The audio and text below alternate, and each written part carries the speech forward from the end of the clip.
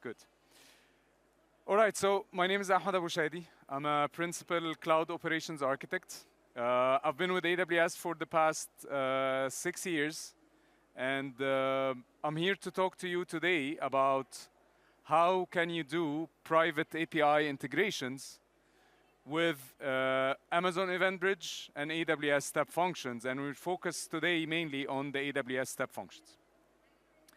So, as I said, who of you knows about EventBridge or AWS Step Functions? Anyone? Yeah? All right, good. So, just for everyone in the room and the people who are watching us online as well, maybe to give you a brief about what is AWS Step Functions and Amazon EventBridge. So Amazon EventBridge is a serverless service that you can use to build scalable event-driven applications. And think of it, if you want to build your own event-driven architecture, EventBridge can sit in the heart of that and help you orchestrate moving events between subscribers and event producers. When it comes to the AWS Step Functions, the AWS Step Functions is a serverless orchestration service. It helps you build your own workflows, thinking of your business applications, your different business processes. Think of it whenever you want to have a workflow that automates maybe your data or machine learning pipelines. So there are multiple use cases where you can use AWS Step Functions. And we're going to talk about some of those examples today. So I wanted to focus on one very specific example. So until the last 3 events, November and December of last year, we actually were able to directly integrate our any public API, do a public API call from within the step functions right away. You don't really have to write any code to be able to trigger that API or do that API call.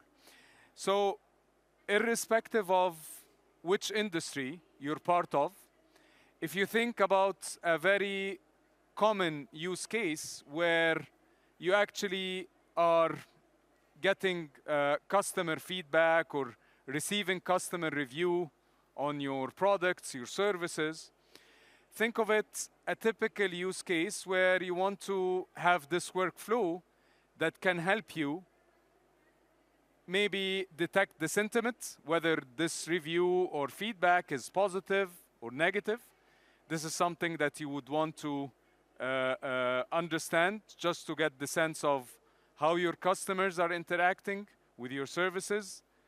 And maybe based on that, if it's a positive interaction or negative interaction, maybe you want to call some private APIs just to maybe create a customer service case where one of your customer service representative will be in touch with your customer.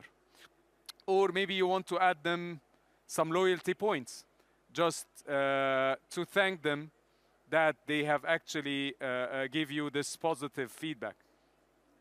And then maybe you want to use your favorite SaaS marketing offering where you can send your customers an email to thank them or to apologize, and that can be done by doing this public API call from within your step function. Until the last 3 events, we didn't have the capability to do private API calls. And this is what I'm going to talk to you about today, which is how can we do that private API calls. And we'll actually do a live demo for that. So you might think, what would be some of the benefits of having native API integrations? And this is a great question. So think of it, maybe you want to reduce your application footprint. So within the step function, you can directly do integrate with other AWS services or do this private or public API calls, and that will smooth your application integration or your workflow in general, and you will gain built-in error handling capabilities, which is part of the AWS Step Functions, and it's a built-in feature within AWS Step Functions. And it's help you manage your security, where instead of having, let's say, using a Lambda function that you have to maintain just to do this private API call, and maybe keep the runtime always up to date, and manage that code, it's simply directly can be integrated with step functions, and you can directly do that call.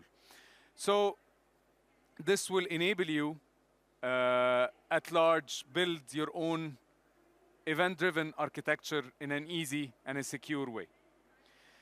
So think of it, as I said, some of the challenges that we might face on doing that private API integration, it was the fact that simply it's not available today before reInvent, and this is what we just launched in the past reInvent. So in many use cases, you will find that you need this private API integration between your AWS Step Functions workflows and your private APIs running within your own private VPCs. So you can be building your own event-driven architecture where your APIs are sitting in your favorite container service, whether it's Elastic Container Service, ECS, or Elastic Kubernetes Service, EKS. Maybe you're running your containers there and it's hosting your own API and you want to do this private integration. Or it could be orchestrating different business critical workloads and building an event-driven architecture across multiple private VPCs.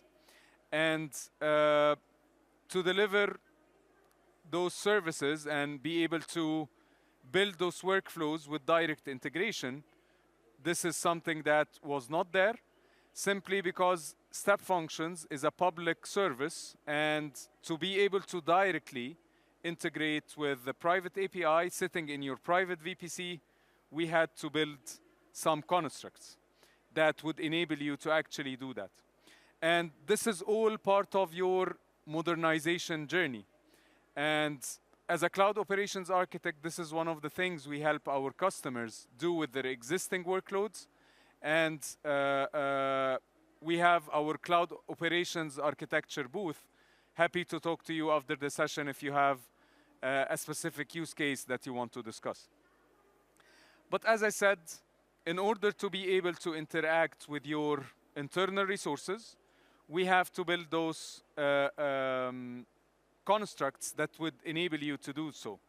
So think of it within your VPC, you have your resources sitting there. So in order to be able to interact with that particular VPC, you might need to have a resource gateway, and think of that resource gateway as a construct that would enable you to communicate with your VPC. So now within the VPC, you have multiple resources. Your containers, maybe you're running this API behind an internal application load balancer, an ALB, which is something that I'm gonna simulate today to you. And you want to communicate with those resources. So once you create the resource gateway, who tells you which VPC you want to connect to and so on, you then create a resource configuration, which will be how can you communicate with that particular resource. Let's say the IP address or the DNS name of that particular resource, how to reach that particular resource or that particular API, let's say. And then you might maybe want to share that with other AWS accounts within your own organization. So you can actually use the resource configuration via RAM, which is the Resource Access Manager, to share those resource configurations with other AWS accounts within your own organization. And then within AWS EventBridge, or AWS Step Functions, which would depend on EventBridge in that case, you create your own EventBridge connection, which will tell how can I communicate with the API. We offer multiple authentication mechanisms for security. As I said, security is very important. You can actually use no authentication, which is something that I would not recommend. If you have an API key that you need to use, you can actually use an API key.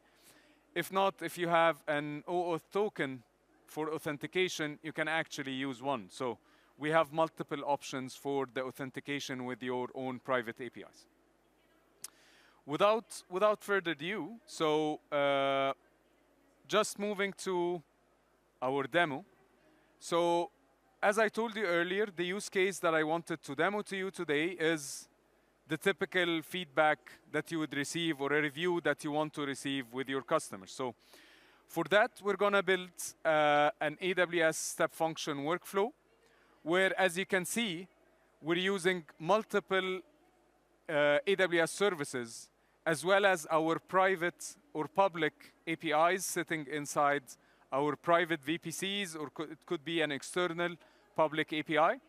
So what we are going to do is think of it, you're receiving the feedback from your customer and you want to do a sentiment analysis. And for that, you can use Amazon Comprehend to detect the customer sentiments in that particular review or feedback. And then you want to track that. So we're using the step functions capability to generate a unique ID to be able to store it then in a DynamoDB to be able to track that particular customer interaction. And then depending on that sentiment, if it's positive sentiment, you then maybe want to reward your customers with some loyalty points. So we would be calling a dummy API that I created to do this private API call to add loyalty points to your customers. And then maybe use your favorite LLM. In that case, I'm using Amazon Nova through Bedrock to generate a customized thank you message to my customer based on that feedback or that review that I received from my customer. And then use a public API service maybe to send a thank you email, this thank you message that we just generated. In the case of a negative sentiment, you want to create maybe an urgent customer service case for someone to handle that unhappy customer and maybe give them a call, see how can you sort this out. And then in order to respond to our customer, it's very important, you need to maybe generate a customized apologies message and then send it through that public API for your SaaS service or SaaS marketing service. So if we switch to the demo for today, let me mirror my screen.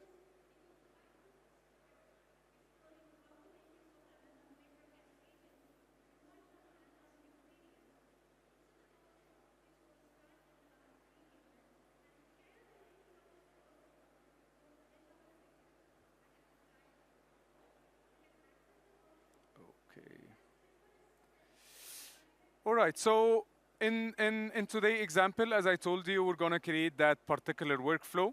So I have created some steps for us to be able to view what exactly we are going to do. And you'll be able to find this in a public GitHub repository that I'll be sharing with you. So even if you want to try this out later on, you can actually do that.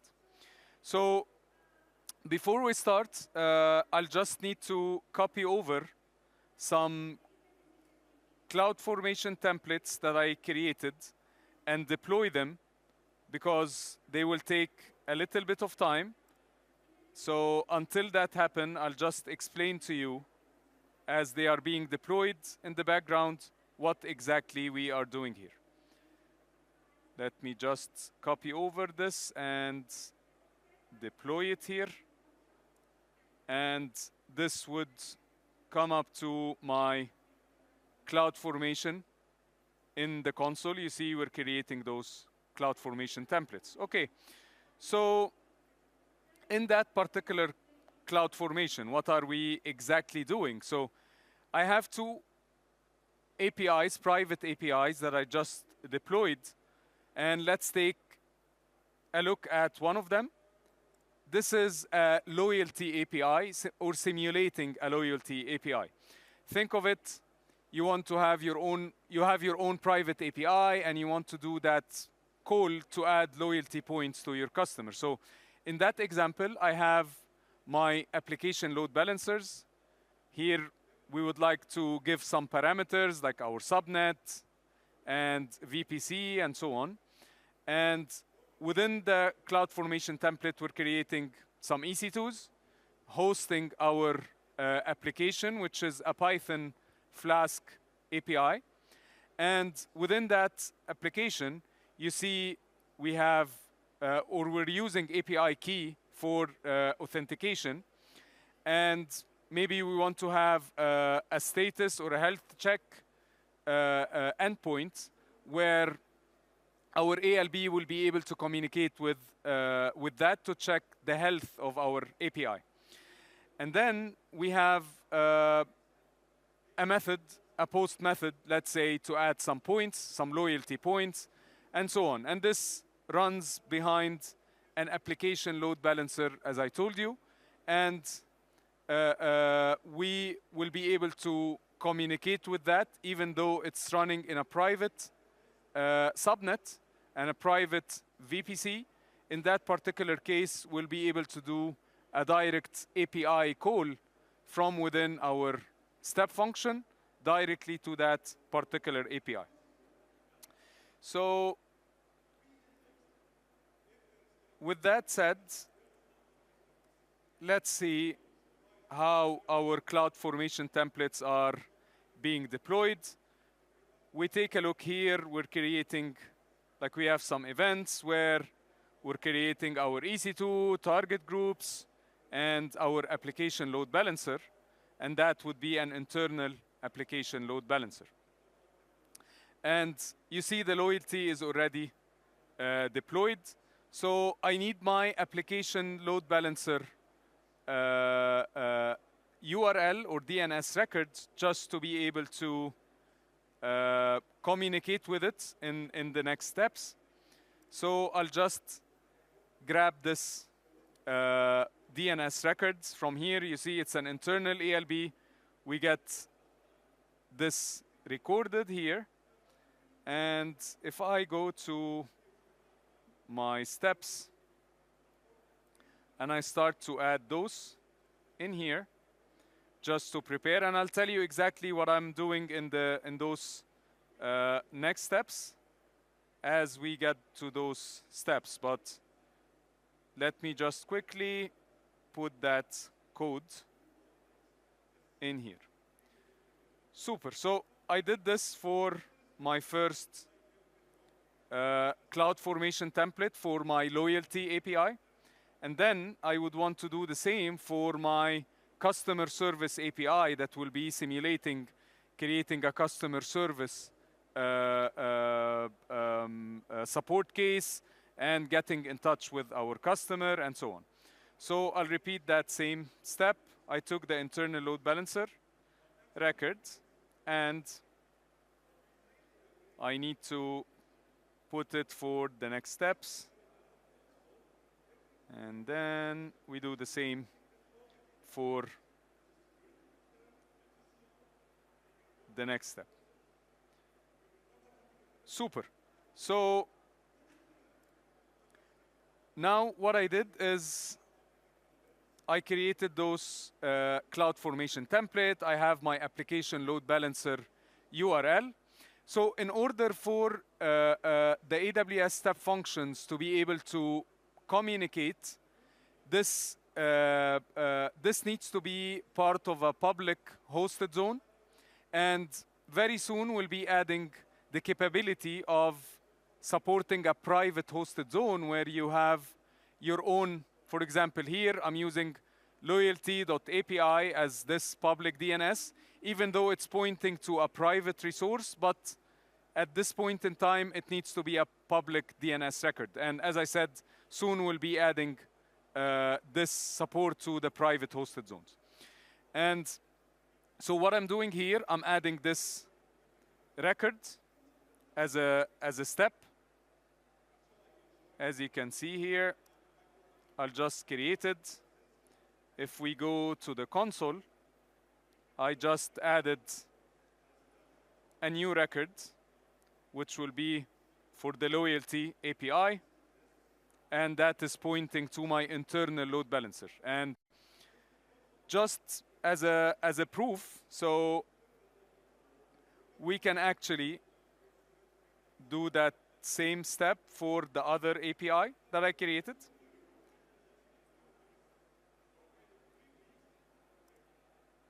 And maybe let's see, from my PC, it's not connected to that private VPC. So maybe let's do an API call and see what will happen.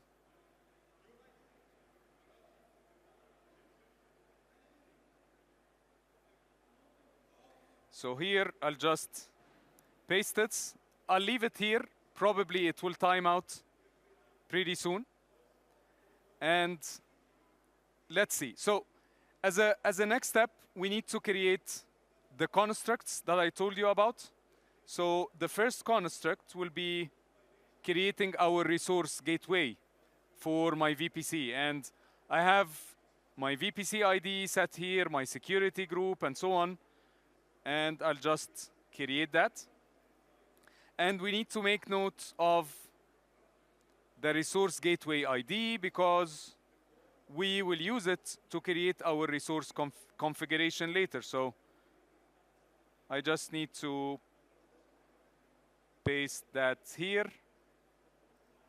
And again, for the other resource group, for the other API. Once I do that, I can create my resource configuration. I'm using the AWS CLI, as you can see. And once I do that, I'll get the resource ID for my resource configuration. And this is the resource configuration ID. I'll just need to use it in a next step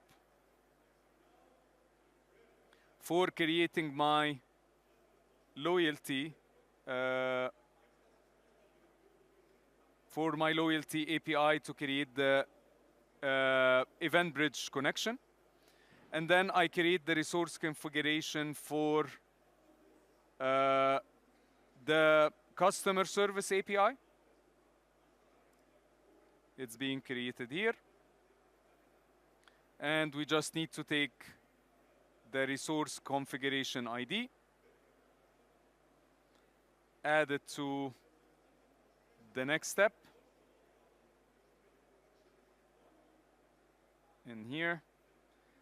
And then we will have to create our connection. So usually the connections will take around 5 minutes to be active. So I'll just create that here. You see it will get an authorized status or state. And soon, in 5 minutes, it will be active. And don't worry, I'll keep you busy for those 5 minutes as this is being created. So if we take a look, here you see, remember I was trying to do this API call. And as you can see here, it timed out. So even though it's a public DNS record, it's pointing to a private resource. So I was not able to communicate with it. So if we go to the console, we'll be able to see the constructs that I created. So now I'll have 2 more, one for loyalty and another for the customer service API integration. And you will see here 2 more resource configurations. And within the resource configuration, I'm pointing to those APIs. And in the connection, I'm telling it to use the API key authorization type. So moving next, we have the state machine or the step function workflow that we would want to create. And for that, I prepared that in a file, that state machine. So I'll just gonna copy that. And let's go to the console. So if you ever worked with the AWS step functions, the console of the step function is pretty easy to use. You can actually do almost no code integration where you can drag and drop using the step functions studio. And this is the view of the step function studio. Let's give it a name, code 303, which is the session code for today for the DXB Summit 2025. I'll just do that. You can actually also generate a random custom name or use that. And for that, we'll use the standard AWS. We have some pretty cool templates that you can start with, but for that, I'll just start with a blank step function. This is the view. It's a drag and drop where you can drag and drop your different steps. But for that, as I told you, I prepared the whole code. So let's take a look. This is the workflow that I showed you earlier. We have a call to comprehend, to do sentiment analysis, and then generating a tracking ID. And if you're familiar with step functions and used it in the past, we also issued or launched a cool feature.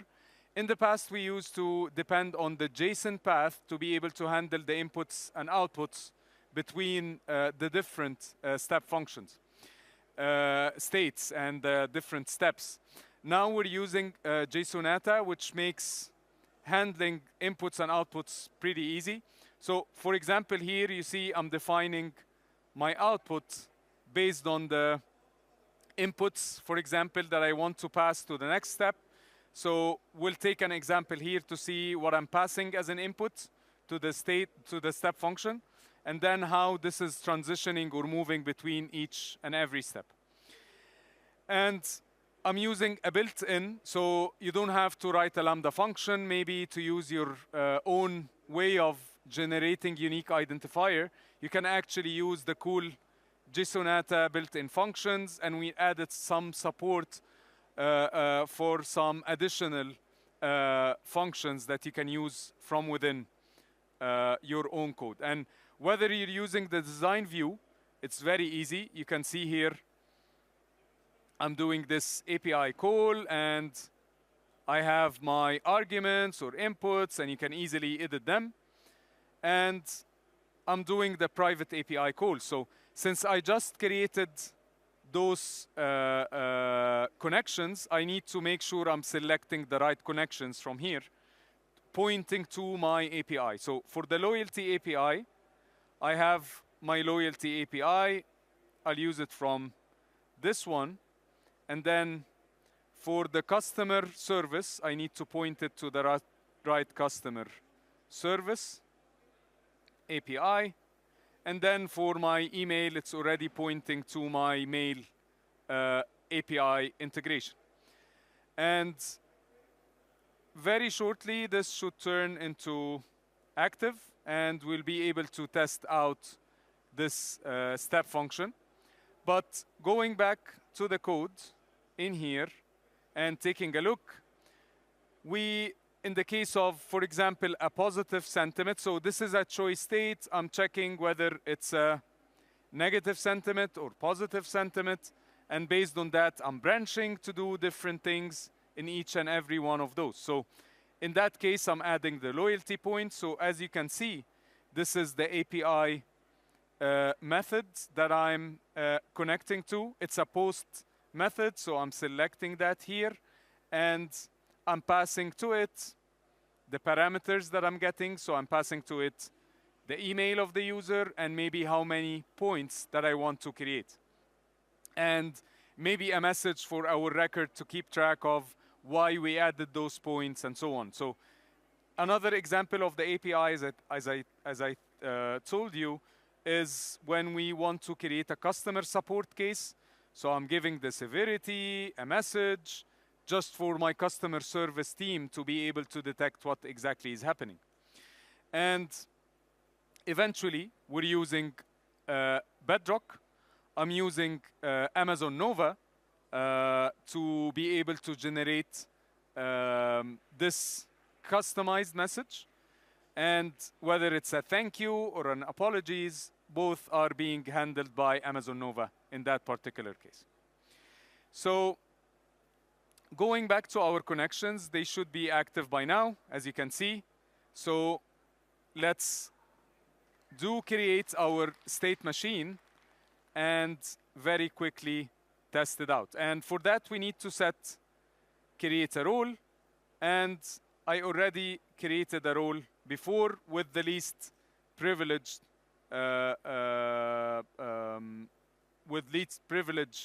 just to make sure this state machine is only capable of doing the things it needs to do and nothing else.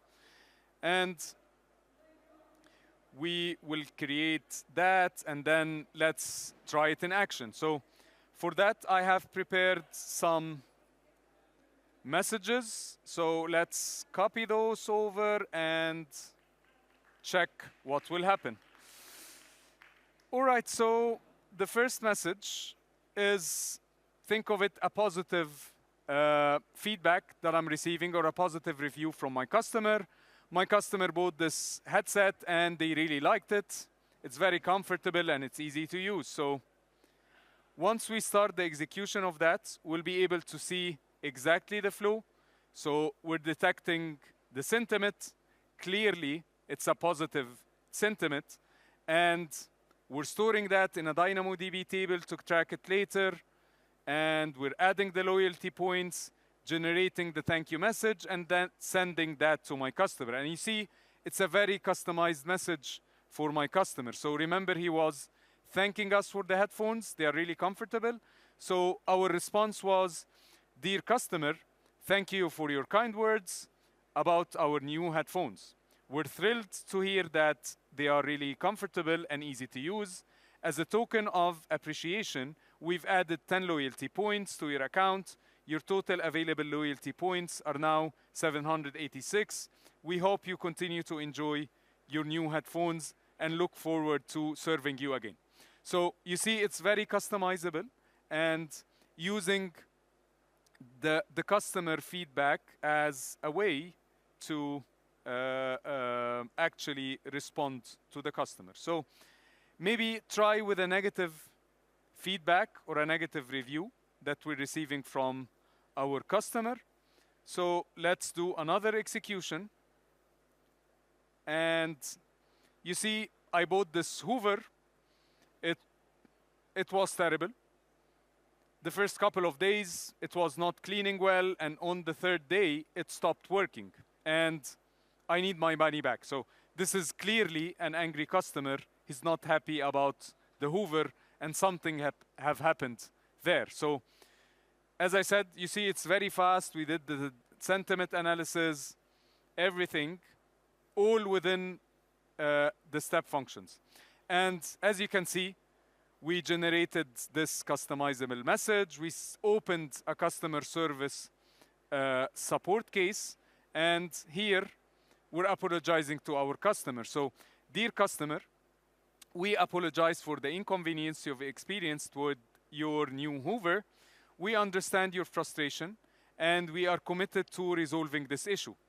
A member of our customer service team will contact you shortly to discuss a suitable resolution, including the possibility of a refund.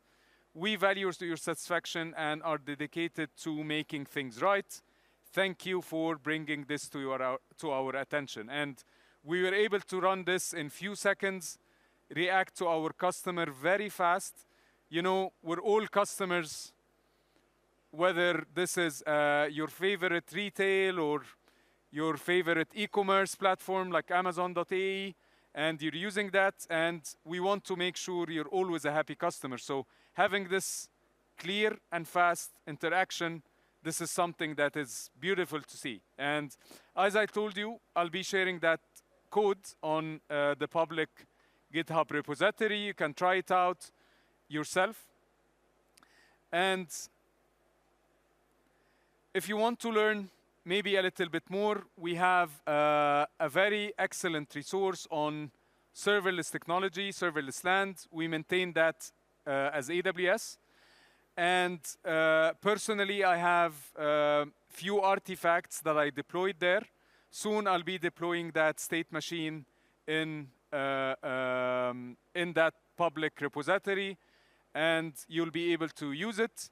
There are many cool patterns that you can get started with serverless technology, as well as some cool workflows that you can start using and trying out yourself. And with that said, if you have any questions, I'll be more than happy to connect with you. This is the QR code where you can interact with me on my LinkedIn, as well as you will find my GitHub repository on this my public website, a-abushadi.com. You'll be able to find the GitHub repository with all the codes. Feel free to try it out yourself and maybe share some feedback with me. And since we are part of Amazon, a data-driven company, it's always important for us to get your feedback. And for that, I would highly encourage you to scan the second QR code. That will take you to a survey for that session. Happy to hear your feedback on how can we improve our services and how can we improve this session to further welcome you in the upcoming summits and make sure our sessions are tailored to your needs. So